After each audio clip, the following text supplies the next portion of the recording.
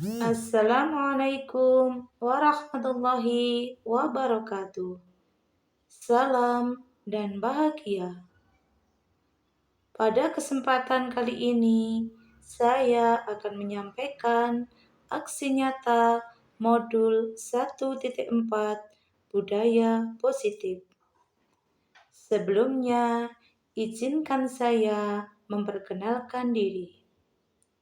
Saya Ismarotul Hidayah, Sarjana Pendidikan Islam, Guru Pendidikan Agama Islam dan Budi Pekerti SD Negeri 1 Kronggen, calon guru penggerak Angkatan 10 Kabupaten Grobogan.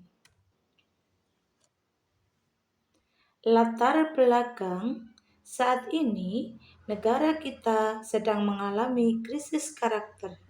Hal ini disebabkan banyak dari generasi muda yang mengikuti tren atau budaya dari luar tanpa adanya filter yang kuat. Kemajuan teknologi yang begitu pesat juga ikut berdampak pada perkembangan karakter anak. Kita sebagai pendidik tentunya perlu menerapkan kembali adanya budaya positif pada anak di lingkungan sekolah agar mereka dapat menyaring dampak negatif dari budaya luar. Budaya positif di sekolah merupakan nilai-nilai keyakinan yang tumbuh dan berkembang sesuai dengan nilai-nilai yang dianut dan diyakini di sekolah. Budaya positif berisi tentang kebiasaan-kebiasaan yang sudah disepakati dan dijalankan bersama sesuai dengan kodrat alam dan kodrat zaman serta berpihak pada anak. Dalam menciptakan budaya positif, guru tentunya harus berkolaborasi dengan seluruh stakeholder sekolah seperti kepala sekolah, rekan guru, dan juga peserta didik, serta melibatkan orang tua dan masyarakat sekitar. Adanya kolaborasi semua pihak sekolah dan masyarakat dalam menjalankan budaya positif dapat menciptakan karakter peserta didik sesuai dengan nilai-nilai Pancasila. Tujuan kegiatan aksi nyata ini: 1. Mendidik peserta didik melakukan pembiasaan positif di sekolah. 2. Menumbuhkan sikap tanggung jawab diri peserta didik atas pada kesepakatan kelas yang disusun bersama. 3. Mengembangkan inisiatif yang tinggi pada diri peserta didik. 4. Menumbuhkan rasa menghargai diri maupun orang lain. Deskripsi aksi nyata. Aksi nyata yang saya lakukan adalah membuat kesepakatan kelas yang berpihak pada peserta didik. Selain membuat kesepakatan kelas bersama peserta didik, saya juga melakukan diseminasi kepada rekan guru dan mengkomunikasinya kepada kepala sekolah sehubungan dengan kegiatan aksi nyata yang akan saya lakukan. Mengingat urgensi budaya positif di sekolah, sebagai calon guru penggerak, saya harus mengambil langkah perubahan ke arah yang lebih baik. Indikator keberhasilan: menjalankan keyakinan kelas dan nilai-nilai yang diyakini oleh sekolah, serta terwujudnya siswa yang memiliki karakter pelajar Pancasila sebagai bentuk budaya sekolah. Langkah aksi nyata. Minggu ke-1. Saya meminta izin, dukungan, serta arahan kepala sekolah tentang program aksi nyata yang akan saya laksanakan. Di minggu kedua, pengenalan budaya positif dengan membuat kesepakatan kelas, mendiskusikannya, menyepakati, dan menandatanganinya sebagai keyakinan kelas. Minggu ketiga, diseminasi tentang budaya positif kepada komunitas praktisi. Minggu keempat, menumbuhkan kebiasaan-kebiasaan dalam aksi nyata menjadi suatu budaya positif di sekolah. Hasil aksi nyata: Kegiatan aksi nyata melalui membangun kesepakatan kelas membuat siswa merasa lebih senang dan percaya diri karena merasa menjadi bagian dalam pengambilan keputusan di kelasnya, serta lebih termotivasi dalam menjalankan keyakinan kelas yang telah disusun bersama.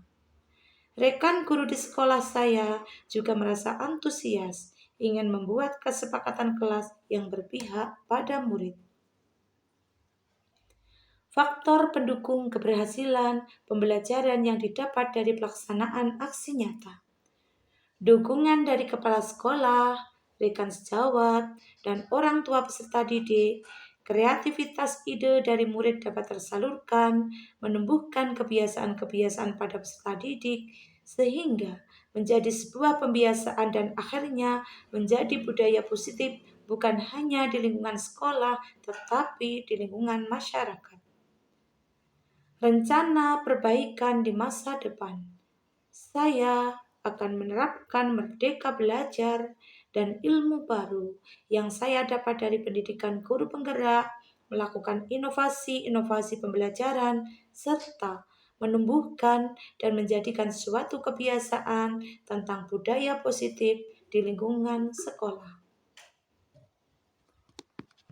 Selanjutnya, dokumen aksi nyata. Pada minggu ke-1, meminta izin, dukungan, serta arahan kepala sekolah tentang program aksi nyata yang akan saya laksanakan. Pada minggu kedua, pengenalan budaya positif dengan membuat kesepakatan kelas, mendiskusikannya, menyepakati, dan menandatanganinya sebagai keyakinan kelas. Minggu ketiga dan keempat, diseminasi tentang budaya positif kepada komunitas praktisi, menumbuhkan kebiasaan-kebiasaan aksi nyata menjadi sebuah budaya positif di sekolah.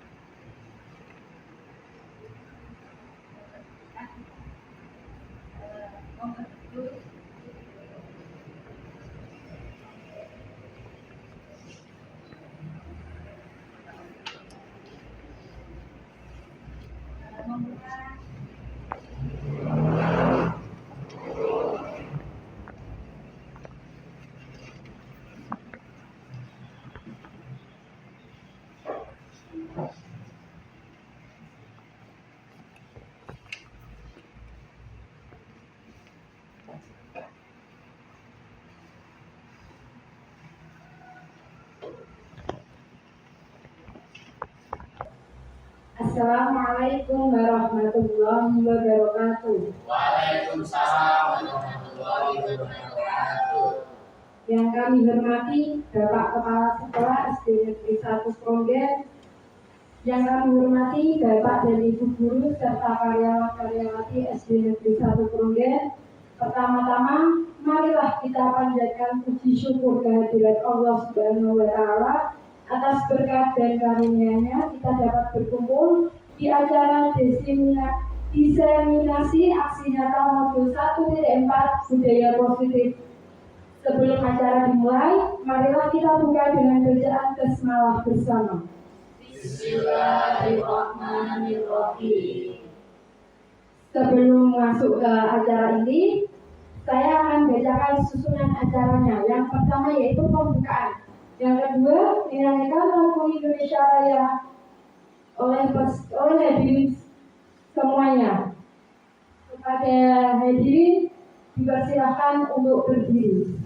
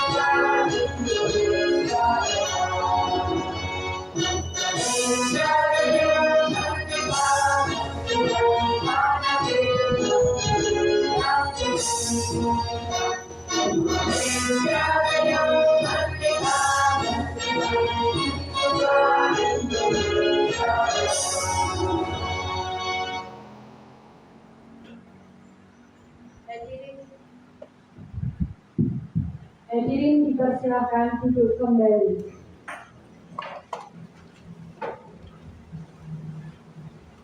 Acara yang ketiga yaitu sambutan kepala sekolah kepada Bapak Gale Wahyudi Sarjana Pendidikan, dipersilakan.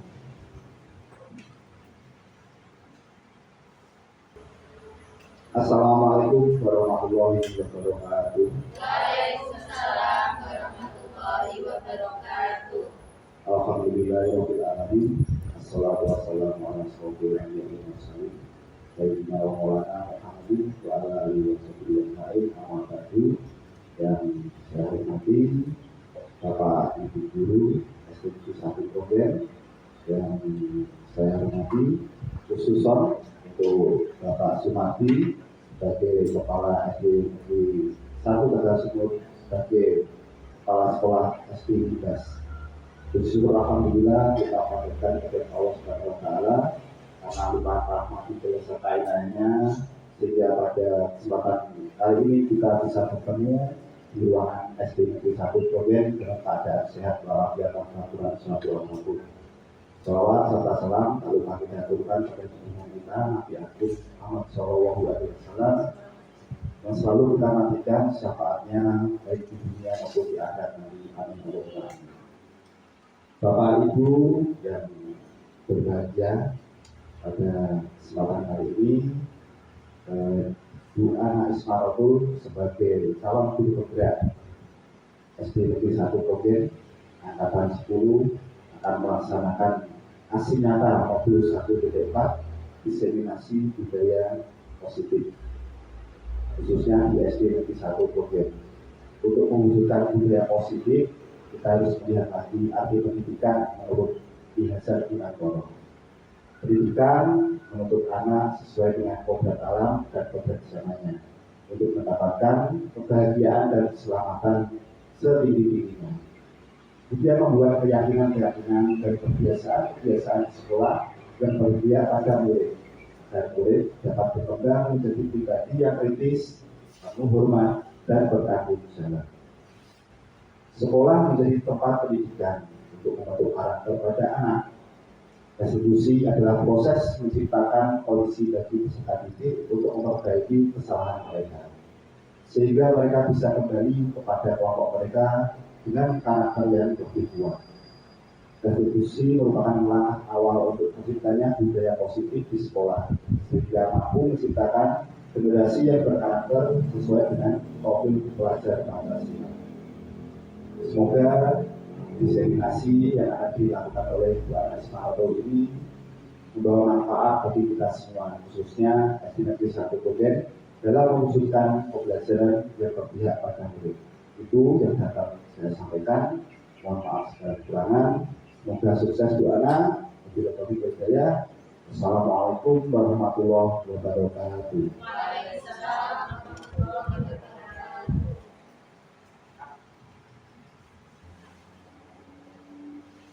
Adapun acara selanjutnya yaitu acara ini paparan materi yang akan disampaikan oleh Bu Ana Ismarotul Hidayah, Sarjana Pendidikan Islam. Kepada beliau dipersilakan.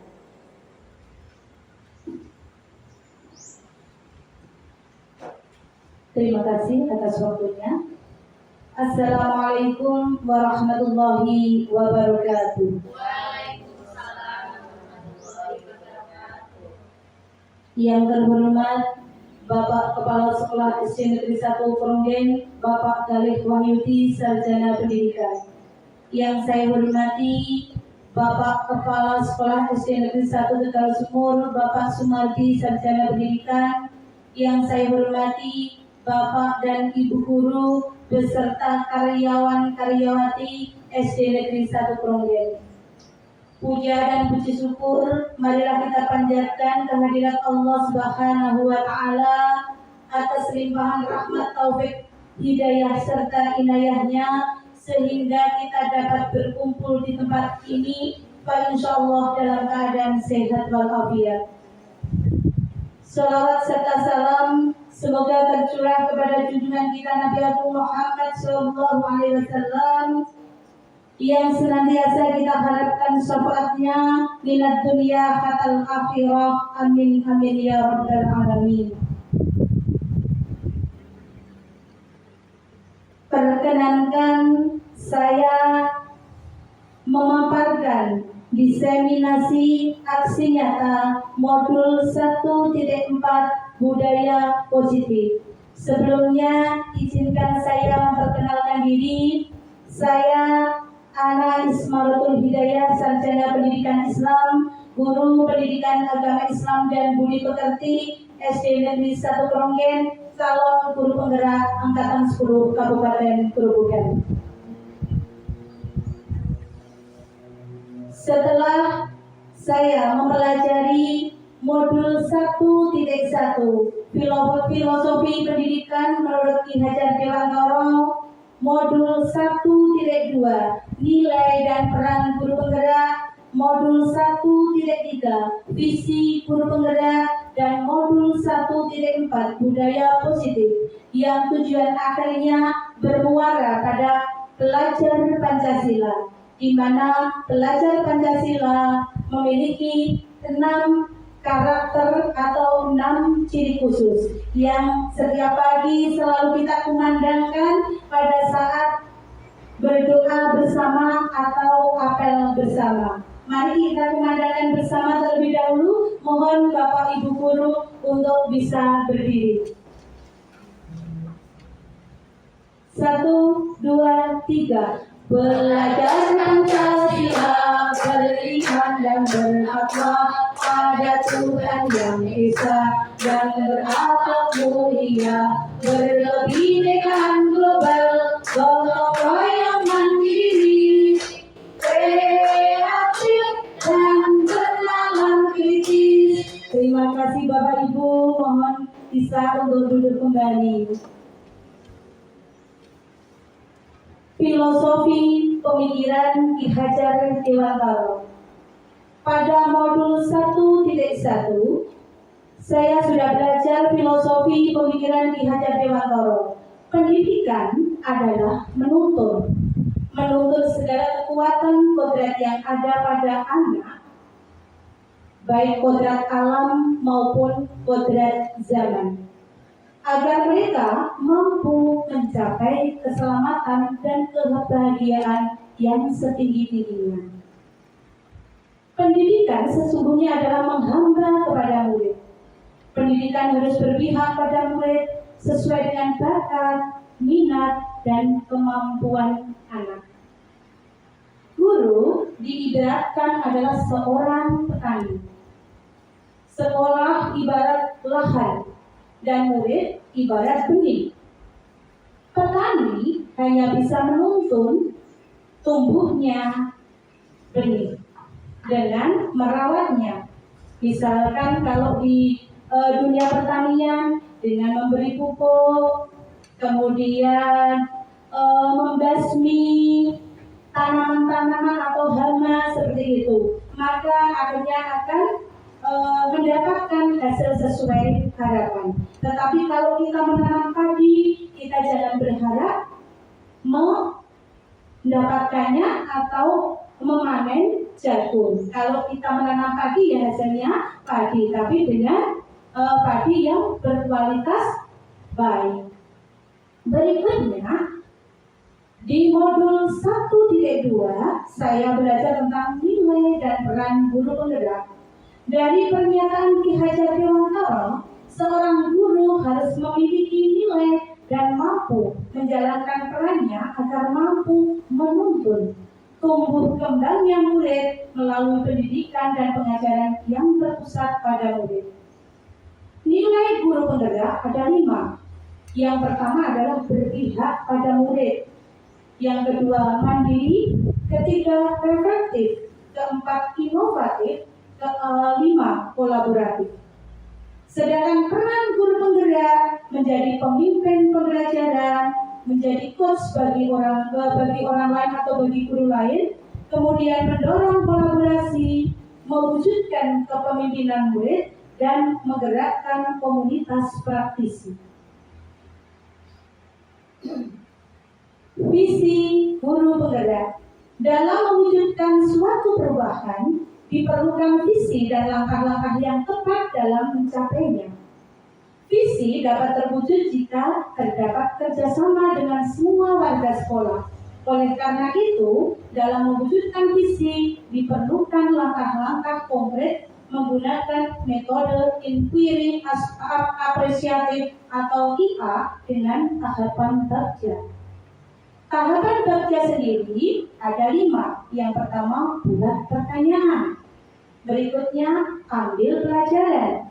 Berikutnya, gali mimpi, jabarkan rencana. Yang terakhir, atur eksekusi. Visi guru menggerak. Untuk mencapai visi seorang guru harus mampu merumuskan prakarsa perubahan berdasarkan atap. Atap adalah aset, tantangan, aksi, dan pembelajaran yang sesuai dengan situasi dan kondisi yang dialami, kemudian menjabarkannya dalam kanvas kerja. Buat pertanyaan utama, ambil pelajaran, gali mimpi, jabarkan rencana, kemudian atur eksekusi. Dalam melakukan suatu perubahan, seorang guru perlu memperhatikan asas trikon yang dicetuskan oleh Ki Hajar Dewantara, yaitu kontinuitas, konvergensi, dan konsentris. Perubahan tidak serta-merta dapat dalam jangka singkat, tetapi butuh proses sehingga komitmen serta tekad yang kuat perlu dimiliki oleh seorang guru. Berikutnya adalah budaya positif. Di modul 1.4, saya sudah belajar budaya positif. Berdasarkan penerapan tahapan kerja tersebut, akan muncul pembiasaan-pembiasaan positif di sekolah yang kita kenal dengan budaya positif. Budaya positif ini akan menimbulkan rasa aman, nyaman, dan menyenangkan dalam diri murid pada saat proses pembelajaran. Budaya positif juga dapat mendorong murid untuk mampu berpikir, bertindak, dan menciptakan sebagai proses memerdekakan dirinya sehingga muncul kemandirian dan tanggung jawab. Konsep utama modul 1.4 budaya positif. Yang pertama adalah perubahan paradigma belajar, kemudian disiplin positif, teori motivasi, keyakinan kelas, dukungan, penghargaan, dan restitusi. 5 kebutuhan dasar manusia. Restitusi, ada 5 posisi kontrol dan ada segitiga restitusi. Sekarang ada gambar kepalan tangan. Cobalah buka. Anda adalah A. Tugas A adalah mengepalkan salah satu tangan Anda. Coba Anda bayangkan bahwa Anda menyimpan sesuatu yang sangat-sangat berharga di dalam hidup Anda. Anda perlu menjaga benda tersebut sekuat tenaga karena begitu pentingnya benda tersebut di dalam hidup Anda. Kemudian ada rekan Anda rekan Anda B. Tugas B adalah mencoba dengan segala bujukan untuk membujuk Anda membuka kepalan tersebut. Ada dengan menghardik, mengintimidasi, memarahi, menggoda, menggelitik, bahkan menawarkan uang untuk supaya Anda bisa membuka kepalan. Tapi yakinkan kepalan itu ada sesuatu yang sangat berharga. Cobalah buka. Apakah Anda atau B membuka kepalan tangan Anda? Kira-kira Bapak Ibu akan membuka kepalan tersebut? Iya? Iya atau tidak? Di dalam kepalan ini ada sesuatu yang sangat berharga. Kira-kira kalau ada yang bujuk, ada yang merayu dengan iming-iming, bahkan mungkin ada yang dengan intimidasi, ancaman, Bapak Ibu mau membuka? Tidak, alhamdulillah. Kenapa? Karena sesungguhnya kontrol itu ada pada diri kita sendiri. Artinya kontrol itu berada pada diri kita sendiri. Kita yang mau membuka atau tidak. Berarti kontrol ada pada diri kita. Pertanyaan-pertanyaan pertama dan kedua bervariasi antara yang bersedia membuka dan yang tetap bertahan menutup kepala tangannya. Pertanyaan tadi yang ketiga adalah yang menjadi kontrol adalah diri kita sendiri. Berarti jawabannya jelas, kontrolnya adalah diri kita sendiri.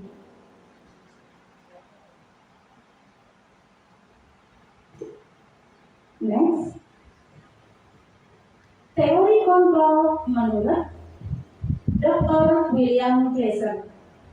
Ilusi guru mengontrol murid. Setiap guru pasti ingin mengontrol murid. Awalnya seperti itu ya. Kemudian ilusi bahwa kritik dan membuat orang merasa bersalah dapat menguatkan karakter. Itu ilusi guru awalnya. Kemudian ilusi bahwa semua penguatan positif, efektif, dan bermanfaat. Ilusi bahwa orang dewasa memiliki hak untuk memaksa. Ilusi guru mengontrol murid. Pada dasarnya kita tidak dapat memaksa murid untuk berbuat sesuatu jikalau murid tersebut memilih untuk tidak melakukannya. Walaupun tampaknya guru sedang mengontrol perilaku murid, hal demikian terjadi karena murid sedang mengizinkan dirinya dikontrol.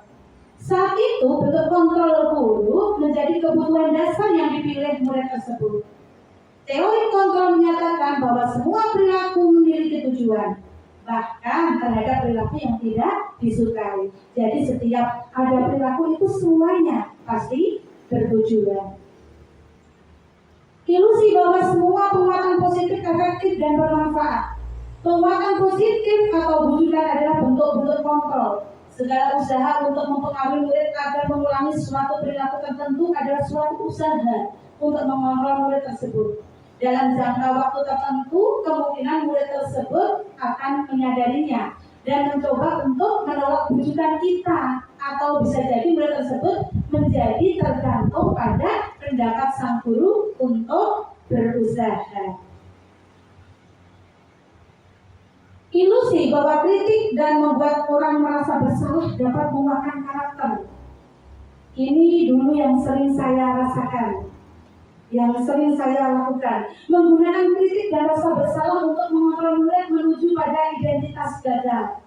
Mereka belajar untuk merasa buruk tentang diri mereka. Mereka mengembangkan dialog diri yang negatif. Kadang-kadang sulit bagi guru untuk mengidentifikasi bahwa mereka sedang melakukan perilaku ini, karena sering guru cukup menggunakan suara halus untuk menyampaikan pesan negatif.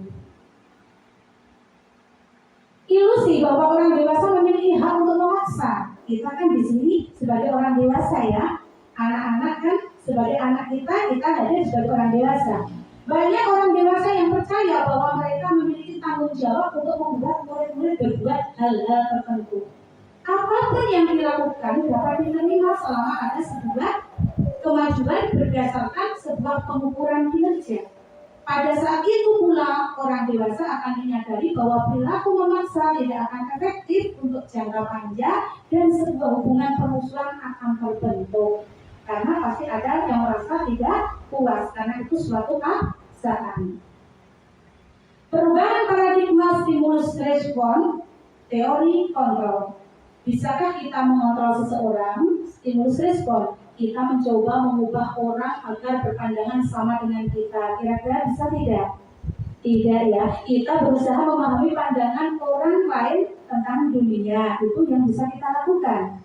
Berikutnya, perilaku buruk dilihat sebagai suatu kesalahan. Semua perilaku memiliki tujuan. Kemudian orang lain bisa mengontrol saya. Ternyata hanya saya yang bisa mengontrol diri saya.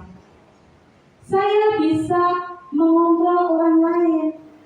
Tidak, Anda tidak bisa mengontrol orang lain. Pemaksaan ada pada saat wujudan gagal. Kolaborasi dan konsensus menciptakan pilihan-pilihan baru. Model berpikir menang kalah. Model berpikir menang kalah. Itu sama untuk teori kontrol. Selanjutnya, disiplin positif. Dalam budaya kita, maka kata disiplin sebagai sesuatu yang dilakukan seorang pada orang lain untuk mendapatkan kepatuhan. Kita cenderung menghubungkan disiplin dengan ketidaknyamanan. Bapak pendidikan kita, Ki Hajar Dewantara, menyatakan bahwa di mana ada kemerdekaan, disitulah harus ada disiplin yang kuat. Sungguh pun disiplin itu bersifat self-disiplin, yaitu kita sendiri yang mewajibkan kita dengan sekeras-kerasnya. Tetapi itu sama saja, sebab jikalau tidak cakap melakukan self-disiplin, wajiblah penguasa lain mendisiplinkan diri kita. Dan peraturan demikian itulah harus ada di dalam suasana yang merdeka. Teori motivasi perilaku manusia. Nomor 1, untuk menghindarkan ketidaknyamanan hukuman, apa yang akan terjadi apabila saya tidak melakukannya? Itu adalah motivasi yang bersifat eksternal.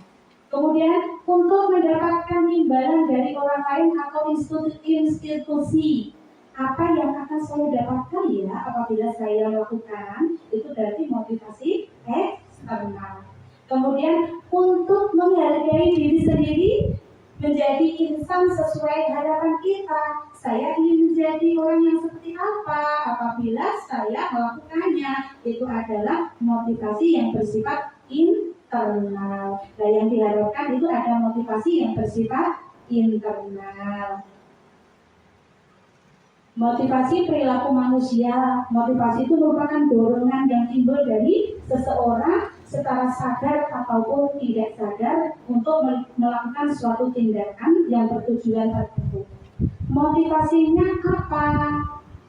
Ada 1, 2, 3. Motivasinya ada lagi menghindari ketidaknyamanan dan hukuman.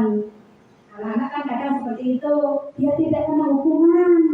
Jadi mentaati peraturan hanya karena aku dihukum. Kemudian mendapatkan imbalan atau penghargaan.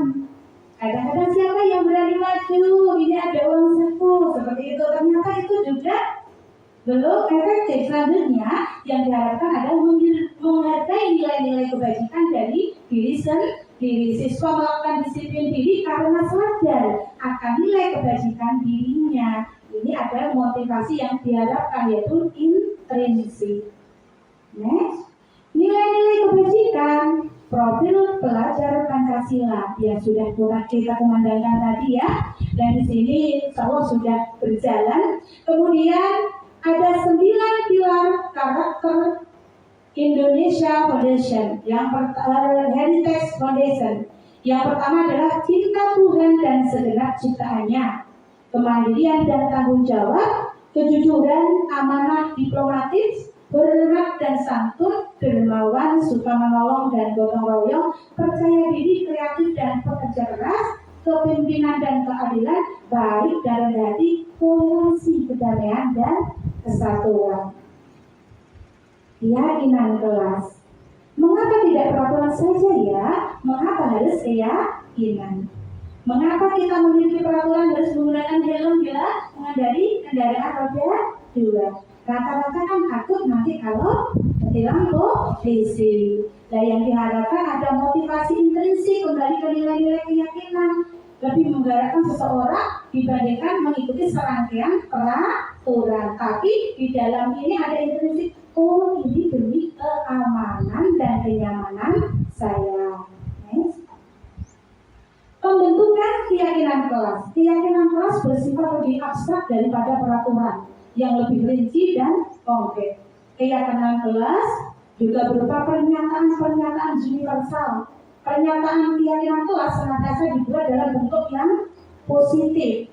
Keyakinan kelas hendaknya tidak terlalu banyak supaya mudah diingat dan dipahami. Keyakinan kelas sebagai sesuatu yang dapat diterapkan di lingkungan sekolah tersebut, jadi disesuaikan. Kemudian semua warga kelas hendaknya ikut berkontribusi dalam pembuatan keyakinan kelas serta bersedia meninjau kembali keyakinan kelas dari waktu ke waktu. Jadi bukan sesuatu yang paten ya, fleksibel, bisa ditinjau kalau memang sudah tidak sesuai atau kurang cocok atau perlu diperbarui. Membuat keyakinan kelas ini yang sudah diterapkan Kemarin di kelas 4, ini contohnya dimulai dengan membagikan kertas kecil yang kemudian ditulis oleh anak-anak apa yang mereka harapkan, apa yang mereka inginkan, kemudian ditempel di papan pendapat dan akhirnya dapat disimpulkan akhirnya ada yang namanya keyakinan kelas. Selanjutnya, hukuman, konsekuensi, dan restitusi. Hukuman bersifat tidak terencana atau tiba-tiba. Dulu saya juga sama sebelum ikut program guru penggerak, suka secara tiba-tiba kasih hukuman kepada anak. Untuk Bapak Galih dan Ibu Tia pastinya sudah tidak melakukan hal itu. Ini untuk saya dulu ya, suka kasih hukuman yang secara tiba-tiba tanpa ada pengetahuan dari kedua belah pihak. Saat itu saya berpikir itu benar. Ternyata tidak ada hubungannya dengan pelanggaran yang pernah dibuat. Contoh, ketika anak-anak terlambat, terus disuruh tulis 100 kali di bukunya, saya tidak akan mengulanginya lagi. Terus apa hubungannya dengan anak-anak supaya bisa disiplin waktu atau datang ke sekolah tepat waktu? Adanya cuma capek, karena ini bukan belajar tentang menulis. Berikutnya, konsekuensi. Kalau konsekuensi sudah lebih tinggi levelnya, ya sudah ada kesepakatan kedua belah pihak. Tetapi ternyata yang paling tepat adalah restitusi. Restitusi adalah proses menciptakan kondisi bagi murid untuk memperbaiki kesalahan mereka, biar mereka itu sadar akan kesalahannya, sehingga mereka bisa kembali pada kelompok mereka dengan karakter yang lebih kuat, tidak merasa gagal. Anak-anak tersebut tidak terus dalam kondisi terpuruk, tapi anak-anak tersebut tetap dalam kondisi kuat mentalnya. Restitusi juga merupakan proses kolaboratif yang mengajarkan murid untuk mencari solusi untuk masalah mereka dan membantu murid berpikir tentang orang seperti apa yang mereka inginkan dan bagaimana mereka harus memperlakukan orang lain. Dihukum oleh penghargaan, pengaruh jangka pendek dan jangka panjang, penghargaan menghukum, penghargaan mengurangi ketepatan, penghargaan tidak efektif, penghargaan merusak hubungan. Iya, ini tentang penghargaan. Saya sendiri juga sering melakukan, memberikan penghargaan. Ternyata penghargaan itu malah salah satunya merusak hubungan. Contohnya, rankingan contohnya. Biasanya ada anak-anak yang biasanya itu hasil rankingnya kurang bagus atau di bawah, pasti bilang gini, Allah paling yosek untuk ranking kuriman. Ada kekecewaan dan tentunya akan merusak hubungan, bahkan bisa terjadi gap di sebuah kelas. Itu juga salah satu faktor daripada penghargaan. Ternyata penghargaan itu tidak efektif walaupun memang kadang membuat semangat anak. Saya juga sering melakukan ketika itu di acara-acara PHBI itu sering saya, siapa yang berani maju, ini Bu Guru ada nominal uang sekian untuk jajan. Memang anak antusias, tapi saya tidak memikirkan perasaan anak-anak lain yang tidak punya keberanian untuk maju. Ternyata dia merasa Allah, oh ya maju itu saja, terus aku juga mungkin itu kayak gitu. Ini yang harus mulai kita hindari. Next. Pengaruh jangka pendek dan jangka panjang. Penghargaan efektif jika kita menginginkan seorang melakukan sesuatu yang kita inginkan dalam jangka pendek, tapi jangka panjangnya hasilnya tidak efektif. Tadi akan ada kecemburuan, akan ada hubungan yang tidak baik. Kemudian jika kita mendapatkan penghargaan untuk melakukan sesuatu yang baik, maka selain kita senantiasa berharap mendapat penghargaan tersebut lagi, kita pun menjadi tidak menyadari tindakan baik yang kita lakukan, tidak berefek pada diri kita. Oh, saya berbuat kebaikan karena apa? Tadi intinya penghargaan.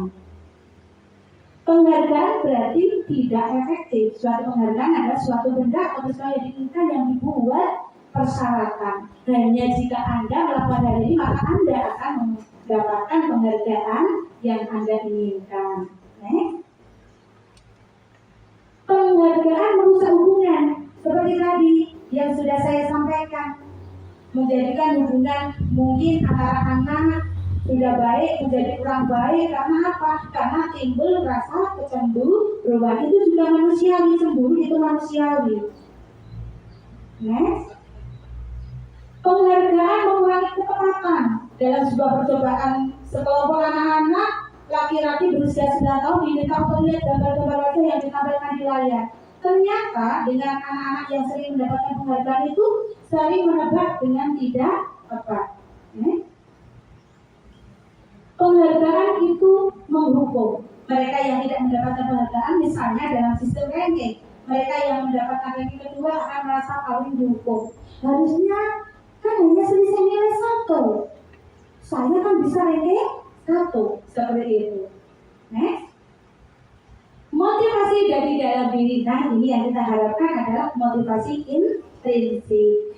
Saat seseorang anak belajar untuk pertama kali menggabungkan huruf-huruf dan kata-kata serta menyadari bahwa ia dapat membaca, timbul pijar di matanya, berbinar-binar dan sebuah senyuman di wajahnya, penuh kepuasan akan ketercapaian dalam belajar yang diharapkan seperti itu. Nah, kebutuhan dasar manusia itu 5: bertahan hidup, kasih sayang dan rasa diterima, penguasaan, kebebasan, dan kesenangan. Kita sebagai makhluk hidup pasti punya kebutuhan 5 tersebut. 5 posisi kontrol.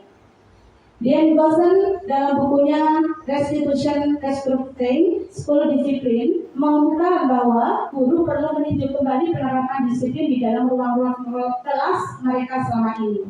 Pada teori kontrol Dr. William Glasser, Gosen berkesimpulan ada 5 posisi kontrol yang diterapkan seorang guru, orang tua, ataupun atasan dalam melakukan kontrol. Kelima posisi kontrol tersebut adalah penghukum, pembuat rasa bersalah, teman, pemantau, dan manajer. Nah, sekarang kita bisa introspeksi diri. Kita ini sering pada posisi yang keberapa ya? Ketika saya belajar ini, saya mulai introspeksi diri. Tak kira saat itu saya itu sudah berusaha yang terbaik.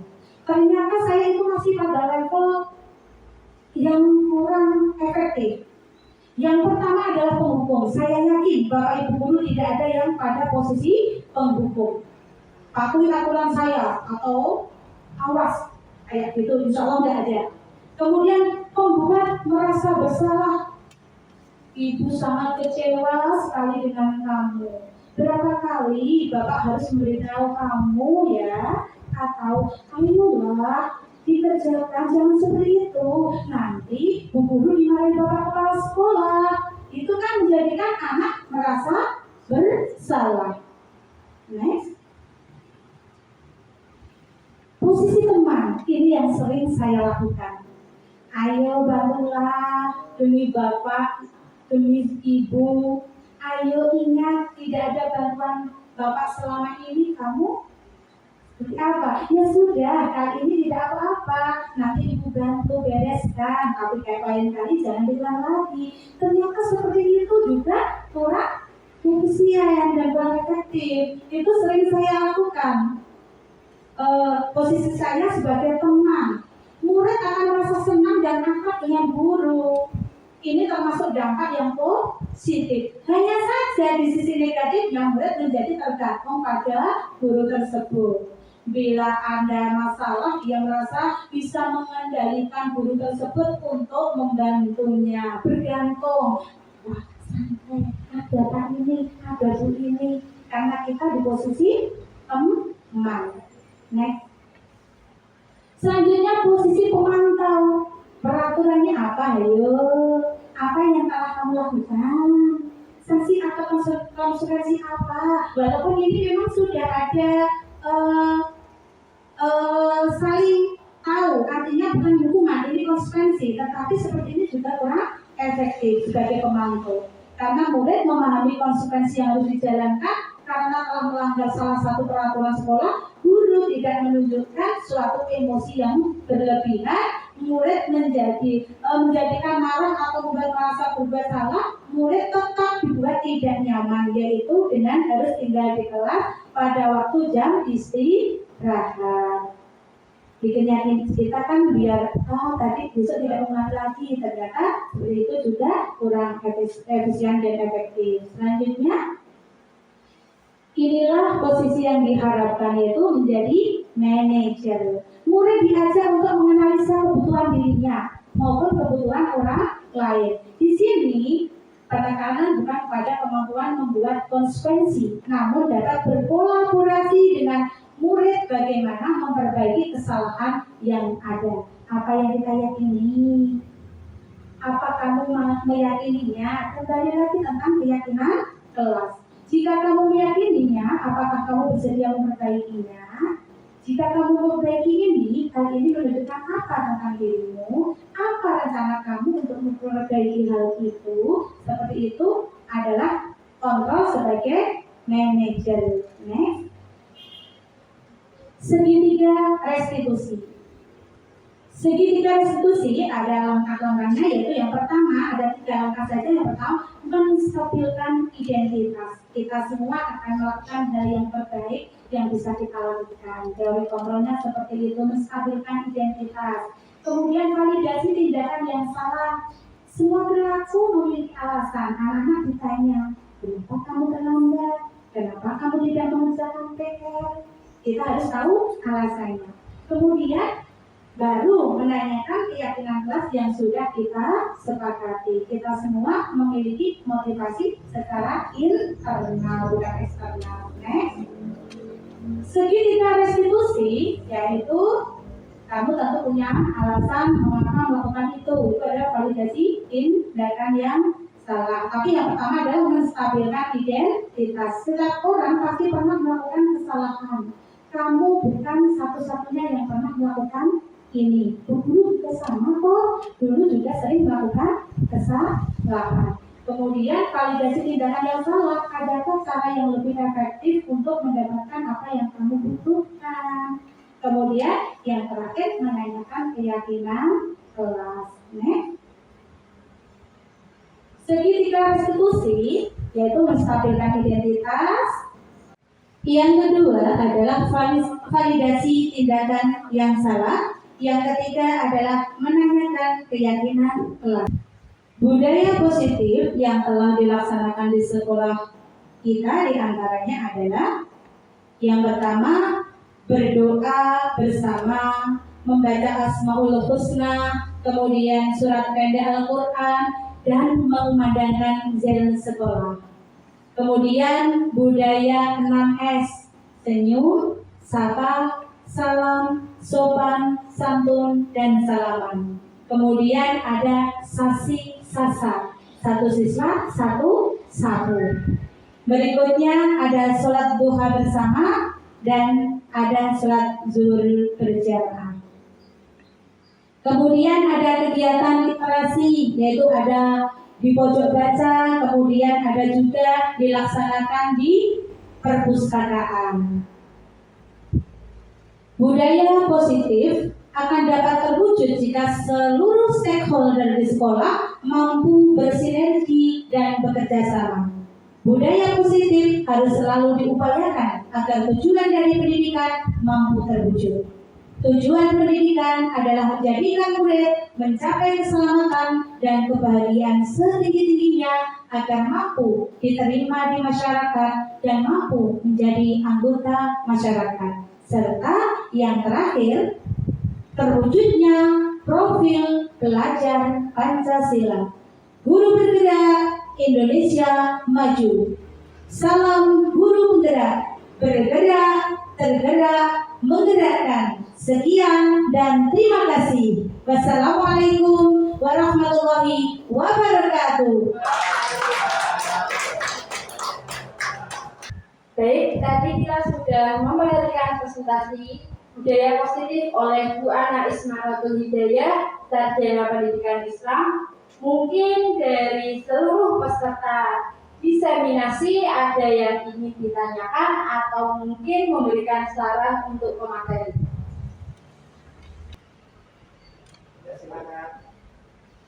Silakan Mbak. Buana, terima kasih atas waktu yang telah diberikan. Yang mau saya tanyakan Buana, bagaimana mewujudkan sebuah keyakinan kelas yang efektif? Ya, terima kasih.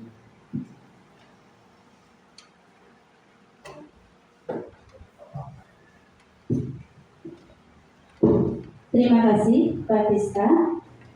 Di sini saya akan mencoba menjawab pertanyaan dari Pak Rizka, yaitu bagaimana mewujudkan sebuah keyakinan kelas yang efektif. Mewujudkan keyakinan kelas yang efektif yaitu yang pertama dengan menetapkan aturan dan harapan. Mulailah dengan menetapkan aturan dan harapan yang jelas di kelas. Sampaikan dengan tegas apa yang diharapkan dari para siswa dalam hal perilaku, kedisiplinan, partisipasi, dan kerja keras. Kemudian yang kedua, menciptakan iklim kelas yang positif. Jadikan kelas sebagai lingkungan yang positif, inklusif, dan mendukung. Kenali keberagaman siswa dan berikan kesempatan bagi setiap siswa untuk berkontribusi dalam dan merasa diterima. Seperti yang kemarin sudah kita diskusikan, yaitu sekolah jadikan rumah kedua. Kemudian mendengarkan dan memberikan perhatian. Dengarkan siswa dengan aktif dan berikan perhatian kepada setiap individu. Berikan kesempatan bagi siswa untuk berbagi pendapat, ide, dan pertanyaan mereka. Selanjutnya, mendorong partisipasi aktif. Aktifkan siswa dalam pembelajaran dengan mendorong partisipasi aktif. Buat suasana kelas yang mendukung diskusi terbuka, pertanyaan, dan pemecahan masalah bersama. Selanjutnya, memperhatikan kebutuhan individu. Setiap siswa memiliki kebutuhan dan gaya belajar yang berbeda. Upayakan untuk memahami kebutuhan individu setiap siswa dan memberikan dukungan yang sesuai serta melibatkan orang tua dan wali murid. Libatkan orang tua dan wali murid dalam proses pembelajaran. Berkomunikasi secara teratur dengan mereka untuk berbagi perkembangan siswa dan mendapatkan wawasan tentang siswa di luar lingkungan kelas. Ingatlah bahwa mewujudkan keyakinan kelas yang efektif membutuhkan waktu dan upaya yang berkelanjutan dengan konsistensi dan dedikasi. Anda dapat menciptakan lingkungan belajar yang positif dan tentunya dapat memotivasi bagi siswa. Artinya membuat hubungan yang baik juga dengan wali murid. Kan kita juga sudah ada ya Pak ya, seperti WhatsApp group, seperti itu kan bisa untuk saling komunikasi biar kita lebih tahu perkembangan anak. Terima kasih, itu yang bisa saya sampaikan. Mungkin kalau Bapak Ibu Guru mau menambah, dipersilakan. Oh iya. Terima kasih Mbak Jumari. Assalamualaikum warahmatullahi wabarakatuh. Waalaikumsalam warahmatullahi wabarakatuh. Terima kasih waktu yang diberikan pada saya. Ini Bu Ana, saya masih bingung dalam tahapan menstabilkan identitas. Coba lebih perjelas lagi dalam langkah menstabilkan identitas. Terima kasih Bu. Oh, terima kasih Pak Jum. Saya kira tadi Pak Jum mau menanggapi Pak. Iya, ternyata Pak Jum masih bingung ya Pak. Iya, sama saya juga seperti itu Pak. Tadinya pada saat masuk di pendidikan guru penggerak saya juga suka bingung. Tapi lama-kelamaan jadi terbiasa. Untuk tahapan menstabilkan identitas akan ada langkah-langkahnya, yaitu diantaranya adalah eksplorasi diri. Mulailah dengan merenungkan siapa kita sebenarnya. Siapa Anda sebenarnya? Apa minat dan bakat kita? Kemudian berikutnya adalah penerimaan diri. Menerima segala kekurangan dan kelebihan kita. Seperti yang saya diskusikan dengan Ibu PP. Saya itu malah fokus pada kekurangan saya, Pak Jum. Di antaranya saya itu kan di bidang IT kan pas-pasan ya Pak ya. Saya itu ditanya sudah berbagi budaya positif apa, kayak itu saya lebih kepada saya belum waktu di situ tuh saya lebih kepada di coaching karena ada Butia, ada Pak Gali yang memang ahli kansa seperti itu. Kan tidak hanya di bidang IT Bu, maka di coaching seperti itu akhirnya saya dapat menemukan kelebihan saya, bukan kelebihan berat badan ya Pak ya. Kekurangan bukan menjadikan saya menjadi terpuruk, tapi saya pasti punya kelebihan. Nah, di situ saya mulai berpikir, kelebihan saya itu, oh mungkin kayak gini ya Bu. Salah satunya teman-teman saya itu suka gini, kalau ada masalah, Bu sama jenengan, kayak gitu kan, saya menjadi berarti Pak. Artinya saya ini punya kelebihan. Seperti itu Pak. Jadi kita jangan berfokus pada kekurangan, tapi kita juga harus tahu kelebihan. Kekurangan tidak menjadikan kita menjadi terburuk. Berikutnya adalah definisi nilai dan keyakinan. Tentukan nilai-nilai inti yang menjadi pedoman hidup kita. Kita kan pasti punya pedoman hidup ya Pak ya. Berikutnya ada pengembangan hubungan positif. Kita membuka hubungan yang positif dengan siapapun, termasuk utamanya di lingkungan sekolah. Karena sekolah adalah rumah kedua, biar kita menjadi nyaman dan tentunya kerasan di sekolah.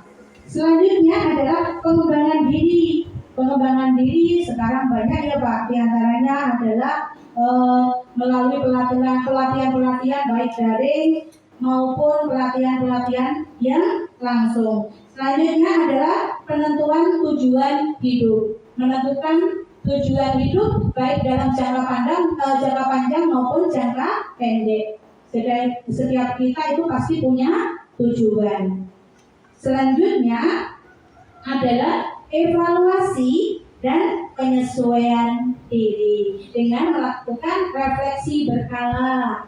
Melakukan refleksi berkala tentang perjalanan hidup dan kemajuan yang telah tercapai, direfleksikan. Kemudian menyesuaikan rencana, sesuaikan rencana dan tujuan berdasarkan pengalaman baru dan perubahan keadaan. Jadi kita tidak boleh kagetan ya Pak ya. Kalau kemarin gini, sekarang gini, nggak apa-apa. Biasakan kita menyesuaikan diri. Seperti itu yang bisa saya jawab Pak. Iya. Selanjutnya ada yang mau bertanya lagi?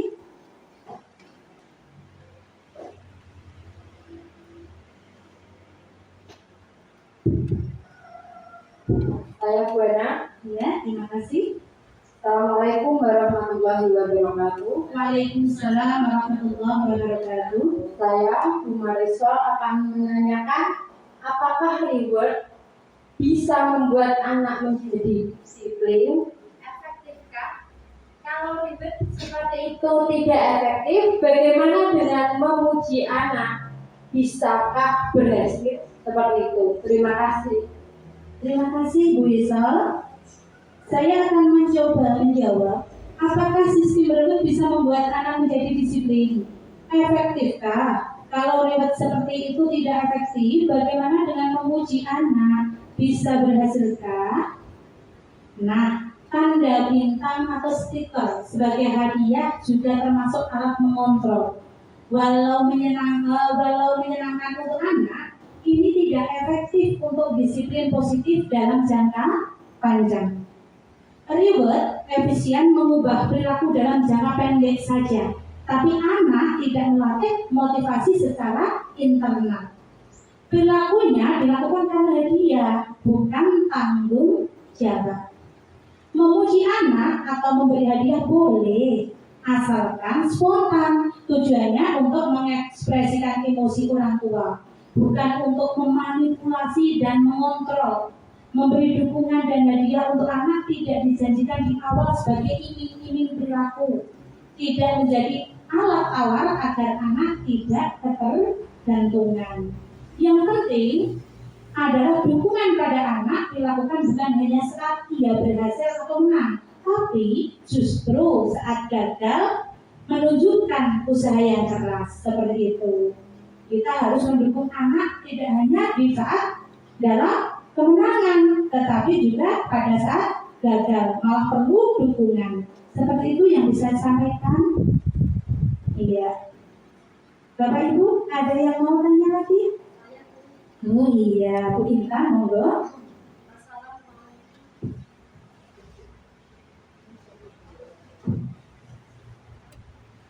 Wassalamualaikum warahmatullahi wabarakatuh.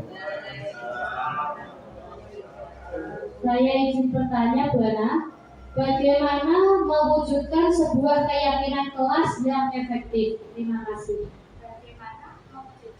Bagaimana mewujudkan sebuah keyakinan kelas yang efektif? Terima kasih Bu Intan. Untuk mewujudkan kelas yang efektif, yaitu yang pertama menetapkan aturan dan harapan, harus jelas atau aturan dan harapannya. Kemudian menciptakan iklim kelas yang positif. Kemudian mendengarkan dan memberikan perhatian, mendengarkan dan memberikan perhatian. Mendorong partisipasi aktif, anak-anak yang mungkin kurang aktif dipicu, disemangati, dimotivasi supaya aktif. Karena kadang-kadang anak itu yang tidak aktif, dia pada zona nyaman. Ya sudahlah, santai. Yang penting saya kelihatan diam. Yang penting saya kelihatan tidak membuat gaduh di kelas. Maka dia akan pada posisi nyaman dan tidak berusaha untuk menjadi partisipasi aktif. Kemudian yang kelima adalah memperhatikan kebutuhan individu. Maka ada yang namanya pembelajaran berdiferensiasi. Kebutuhan individu diharapkan bisa dicukupi, hak anak bisa terpenuhi. Seperti itulah tanggung jawab dari seorang pendidik. Seperti itu teman-teman yang bisa saya sampaikan. Bapak Ibu, ada yang mau tanya lagi? Alhamdulillah cukup. Ya, terima kasih. Nanti kalau misalkan ada yang perlu ditanyakan, bisa ditanyakan lagi di sesi yang lain. Tidak harus pada sesi diskusi kali ini. Waktu saya kembalikan kepada pembawa acara. Baik. Ini kita telah sampai di penghujung acara. Saya selaku pembawa acara meminta maaf apabila ada salah kata. Saya juga berterima kasih kepada peserta diseminasi yang telah mengikuti acara ini dari awal hingga akhir dengan baik. Semoga melalui acara ini kita memperoleh ilmu dan pengetahuan baru, khususnya dalam penerapan budaya positif. Akhir kata, wassalamualaikum warahmatullahi wabarakatuh.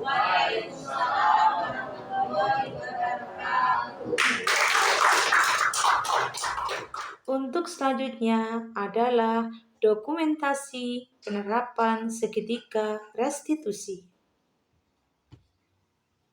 Pada kasus 1, pada saat pembelajaran pendidikan agama Islam dan budi pekerti, seorang siswa kelas 5 di SDN 1 Kronggen bernama Fahri tidak mengerjakan PR. Assalamualaikum warahmatullahi wabarakatuh.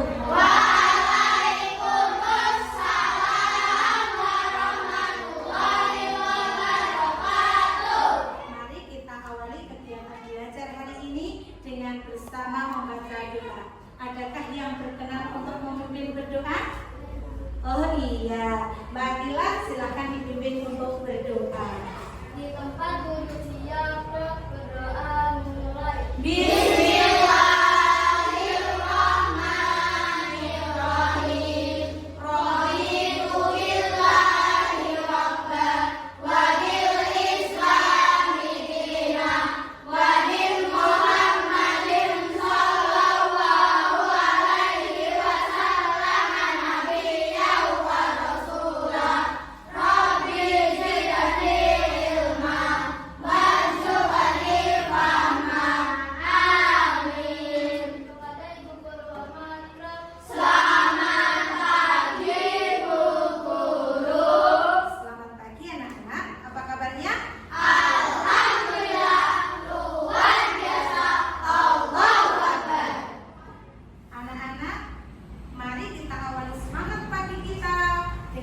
bersama-sama. Tepuk 1, tepuk 2, tepuk 3, tepuk 4, tepuk 5, tepuk sukses. Di hatiku ada cinta, di mulutku ada doa, di tanganku ada hadiah. Sukses, sukses, amin. Anak-anak, apakah hari ini ada yang tidak masuk? Ya. Alhamdulillah semua masuk sekolah ya? Jadi semuanya sehat. Alhamdulillah. Anak-anak, pada pertemuan yang lalu masih ingat kita sudah belajar tentang apa? Ada tanda hari kiamat. Tanda-tanda hari kiamat. Tanda-tanda hari kiamat itu ada tanda-tanda kecil dan tanda-tanda besar. Nah, di sini coba siapa yang bisa menyebutkan tanda-tanda kecil kiamat? Oh iya, Mas Nino silakan. Munculnya berbagai fitnah, banyak bermunculan nabi palsu, banyaknya kebohongan dan kesaksian palsu, perbuatan riba banyak terjadi, anak yang durhaka kepada kedua orang tua. Iya, kira-kira tanda-tanda yang dibacakan Mas Nino tadi sudah ada belum saat ini? Sudah banyak sekali ya. Tadi ada tanda kecil, kemudian ada tanda-tanda besar. Coba yang tanda-tanda besar ada yang bisa menjelaskan? Saya dulu Oh iya, silakan Mbak Ana. terbitnya matahari dari sebelah barat, munculnya Dajjal, turunnya Nabi Isa alaihissalam, turunnya Imam Mahdi, keluarnya Ya'juj dan Ma'juj, munculnya binatang melata di bumi, munculnya tujuh awan debu, asap di timur dan barat, terjadinya bencana di timur, barat dan Jazirah Arab. Iya, kalau tanda-tanda besar tadi ada matahari terbit dari sebelah barat. Seharusnya kalau saat sekarang matahari terbit dari sebelah mana? Iya. Kalau sudah seperti itu berarti kiamat sudah sangat dekat. Nah, kemarin Bu Guru juga sudah memberi kalian PR. Sudah dikerjakan atau belum? Sudah semua mengerjakan ya? Iya, PR-nya kemarin adalah coba ada yang bisa nulis di depan. Jelaskan hikmah beriman kepada hari akhir. Oh iya, Mbak Adelia, silakan Mbak Adel. Iya.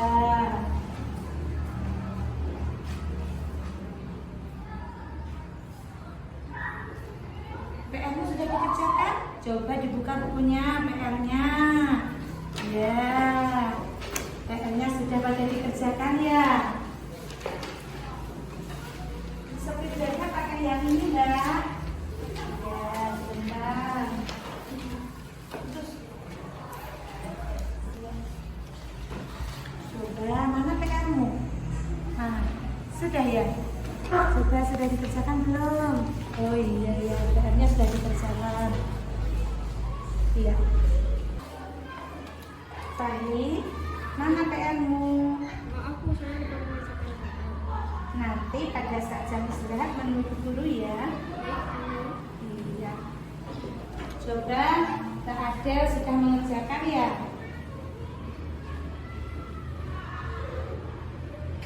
Coba spidolnya carikan Kak Adel.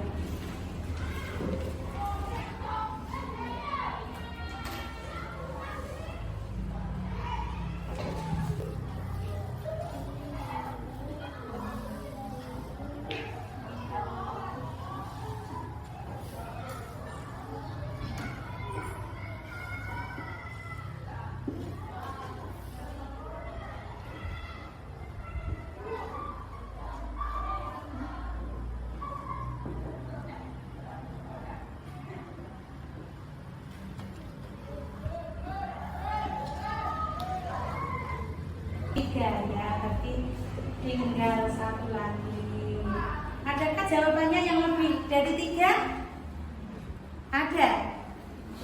Ada, boleh, 4 juga boleh. Bisa menyebutkan 2 saja juga boleh ya.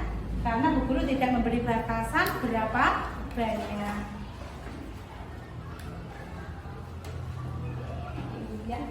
Iya, terima kasih Mbak Adel. Tadi soalnya adalah jelaskan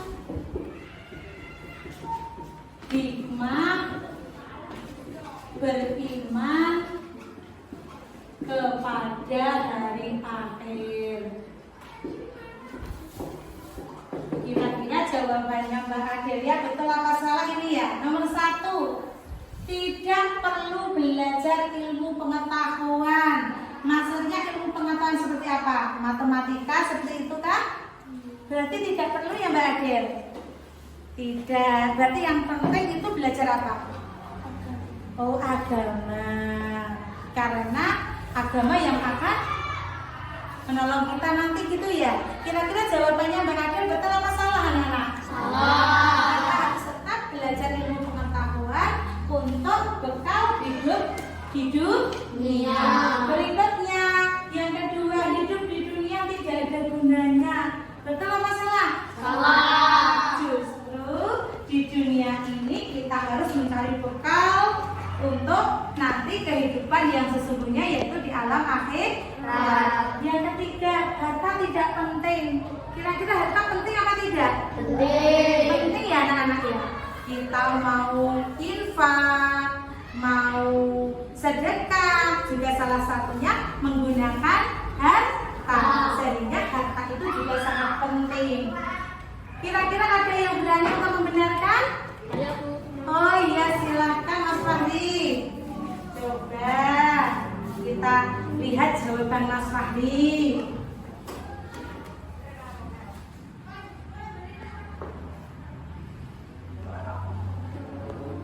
Jawabannya Mbak Adel? Tidak. Oh iya, memperbanyak ibadah.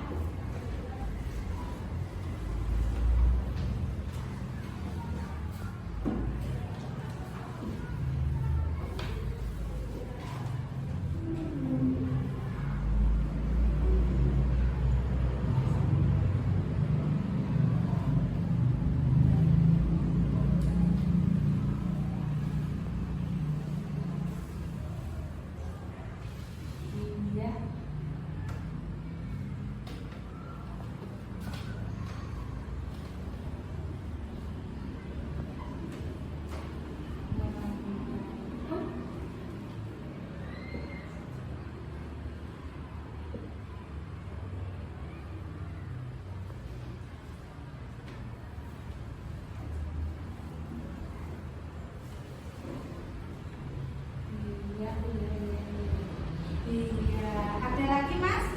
Cukup? Cukup. Coba kita bahas. Terima kasih Mas Fahri. Silakan duduk. Nomor 1 kalau jawabannya Mas Fahri ini, memperbanyak ibadah. Betul apa salah anak-anak? Betul. Kira-kira ibadah seperti apa yang harus diperbanyak ya? Sholat. Apa lagi? Amal-amal apa seperti selain sholat apa? Puasa. Apa lagi? Iya betul, ngaji. Kemudian menjaga perilaku kita. Perilaku yang seperti apa yang harus dijaga Mas kira-kira? Oh iya, omongan dan perbuatan kita harus dijaga. Kita harus selalu berperilaku yang baik. Ada lagi, membantu orang yang sedang kesusahan. Oh itu berarti intinya kita harus berbuat yang baik untuk bekal kita nanti di akhirat. Nah, anak-anak, pertemuan kita pada hari ini cukup. Kita sudah membahas tentang ketika kehidupan telah berhenti dan sudah sampai pada hikmah beriman kepada hari akhir. Kira-kira ada yang mau ditanyakan anak-anak?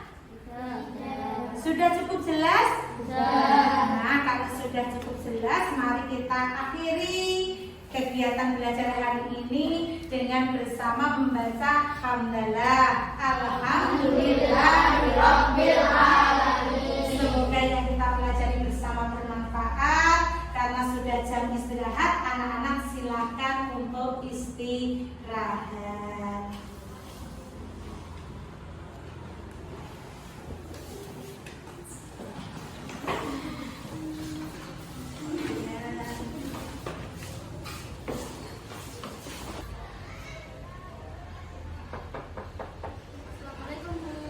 Waalaikumsalam. Silahkan masuk Fahri. Silahkan duduk.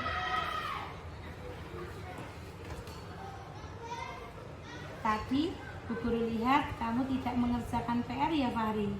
Maaf Bu, saya bermain semalaman sampai lupa waktu dan saya lupa mengerjakan PR. Wah, main game ya Fahri? Pasti asik sekali dong Fahri. Iya Bu, saya mabar dengan teman-teman saya. Saya bercita-cita menjadi seorang gamer yang handal dan dapat menghasilkan banyak uang. Masya Allah, cita-citamu sungguh mulia Fahri. Memang seorang gamers itu bisa menghasilkan banyak uang, luar biasa. Bu Guru senang kamu punya cita-cita yang tinggi. Tapi di sini Bu Guru tanya Fahri, apakah dengan kamu tidak mengerjakan PR, kamu tidak melanggar keyakinan kelas Fahri? Iya Bu, saya telah melanggar keyakinan kelas, yaitu mengerjakan dan mengumpulkan PR dengan tepat waktu. Iya. Nah, sekarang Bu Guru tanya, kira-kira kamu mau tidak memperbaikinya? Iya Bu, Lalu dengan cara apa kira-kira Fahri? saya akan mengajari Adelia soal PABB dalam mengerjakan soal PABB hari ini, karena tadi saya lihat Adelia masih kesulitan dalam mengerjakan soal PABB hari ini. Oh, bagus. Kira-kira mulai kapan Fahri? Nanti Bu sepulang sekolah. Nanti ya? Pulang sekolah langsung mau ngajari Adelia ya? Iya. Baiklah Fahri, kamu sudah berusaha memperbaiki kesalahanmu dan Bu Guru harap kamu tidak mengulanginya lagi dan ke depan kamu menjadi lebih baik. Amin. Terima kasih Bu. Ya, silahkan. Kamu sekarang boleh istirahat bersama teman-temanmu. Iya Bu.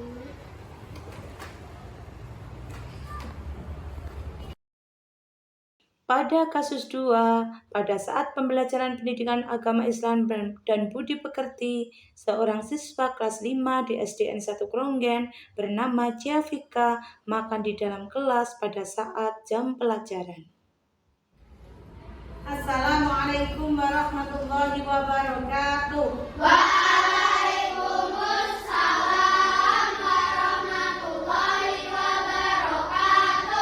Mari kita awali kegiatan belajar hari ini dengan bersama membaca doa.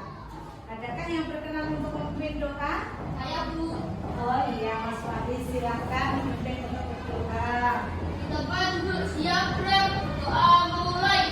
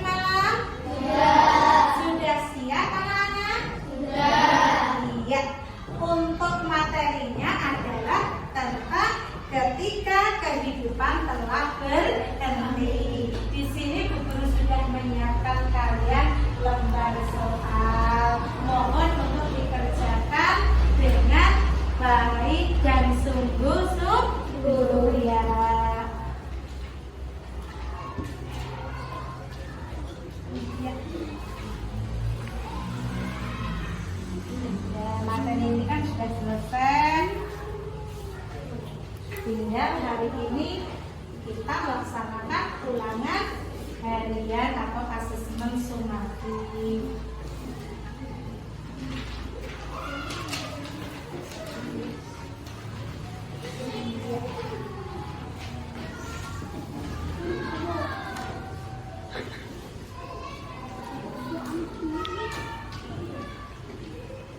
Bagaimana anak-anak? Ada yang sulit? Tidak ya? Bisa mengerjakan ya?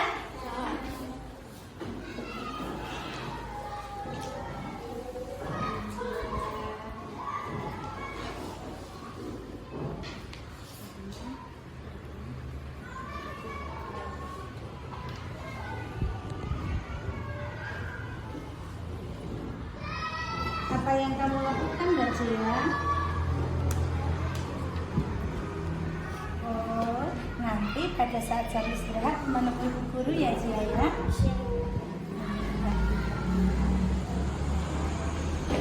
Sudah selesai, anak? Sudah. Alhamdulillah, mudah ya? Bisa tidak? Iya. Kalau sudah selesai, mohon untuk dikumpulkan sekarang ya. Untuk bangku paling timur dikumpulkan sama Mbak Sela, kemudian bangku tengah sama Naya, kemudian yang bangku paling barat dikumpulkan sama Mbak Adelia. Ya.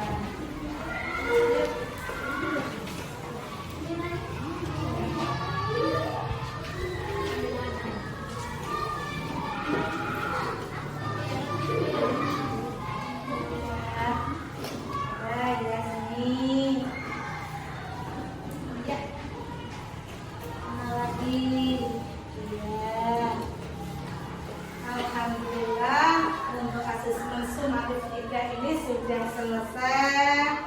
Anak-anak, nanti kita akan masuk pada materi selanjutnya, yaitu tentang zakat fitrah.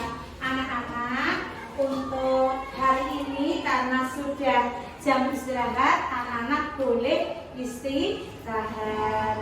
Kita akhiri pelajaran hari ini dengan bersama membaca hamdalah. Alhamdulillahirabbil alamin. Silakan anak-anak beristirahat.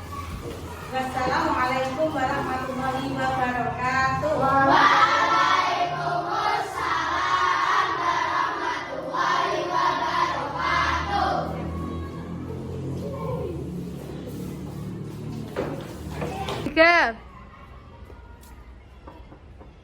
Assalamualaikum. Waalaikumsalam. Silahkan masuk Mbak Cia, silahkan duduk.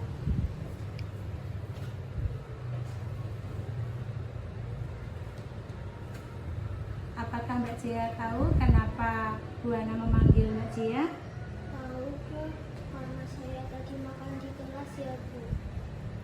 Ibu tahu makan itu adalah suatu kebutuhan.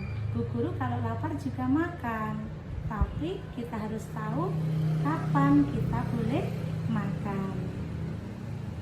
Terus kira-kira tadi pagi Mbak Cia tidak sarapan ya? Iya Bu. Kenapa tidak sarapan? Karena nanti kalau saya sarapan saya terlambat sekolah Bu. Memangnya Mbak Cia bangun jam berapa?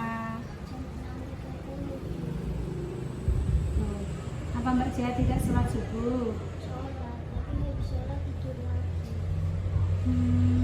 Jadi nggak sempat sarapan ya? Iya Bu. Soalnya nanti kalau saya sarapan saya terlambat sekolah.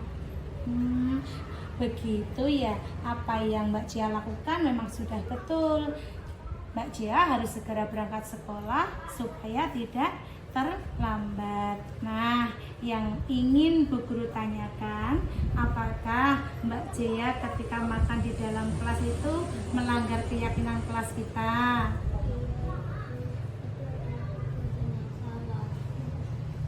Oh, begitu. Di sini Bu Guru tidak akan mencari siapa yang salah dan siapa yang benar, tapi Tapi di sini Bu Guru bersama Mbak Zia akan bersama-sama mencari solusi supaya ke depan Mbak Zia tidak melakukan kesalahan yang sama lagi. Kira-kira apa yang akan Mbak Zia lakukan supaya tidak melakukan kesalahan yang sama lagi?